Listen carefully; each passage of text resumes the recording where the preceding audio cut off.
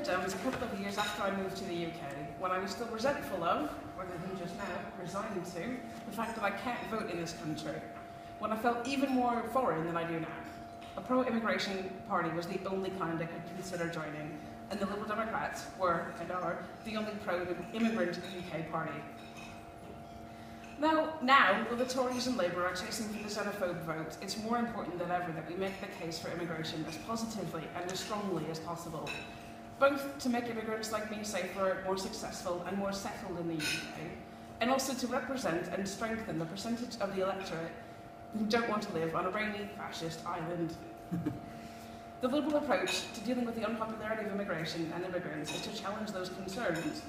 It's to robustly make a positive case for immigration as a policy and, crucially, immigrants as human beings. The Liberal approach is to shift attention unfairly directed at immigrants to where it belongs. We don't have enough houses, we don't have enough funding for the NHS, we don't have enough investment in public transport. Without these things, only the rich benefit from immigration. With them, we all do. The Liberal approach is not just to expect immigrants to integrate into the dominant culture of white Britain.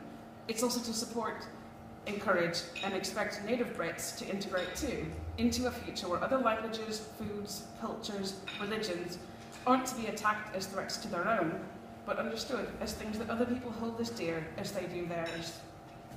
And too, that immigrants' houses, jobs, and school places aren't taking those things away from anyone else, because this isn't a zero-sum game. We're not just doing immigrants a vast disservice when we blame problems in housing, infrastructure, and public services on them. Finding the real causes of these problems helps improve the situation for everyone, as well as removing the blame unfairly placed on immigrants.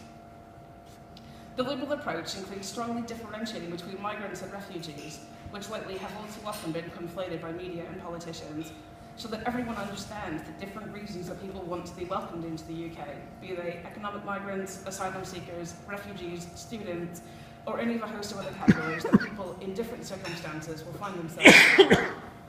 The Liberal approach is to detail what controls on immigration are actually like. The UK's treatment of immigrants from outside the Commonwealth is surely instructive of how a post-Brexit UK would like to treat people from EU countries as well, and that treatment is shockingly poor. It's so bad and so little understood that I'm writing a book. I've successfully crowdfunded on my experience immigrating here from a non-EU, non-Commonwealth country, because I got so discouraged by how easy everyone assumed it would be for me compared to how traumatic it has actually been. I've written before about the problems that the immigration process has caused with my mental health. We need fewer people to be treated like me, not more. We need less appeasement and more education of those people misdirected into blaming immigrants for problems that the immigrants suffer from just like everyone else. We need to stop being afraid of making a positive case for immigration rather than just deflecting negative lines about it. We need more empathy. As social media has pointed out, a week of post-referendum turmoil has gotten Brits scrambling for foreign passports whenever possible, and yet we don't understand why Syrians would want to leave their country after 5 years of violence and chaos. Whatever else happens in the upcoming weeks and months and years, Britain needs immigrants, and it is better for having them. The Lib Dems should be proud to say so.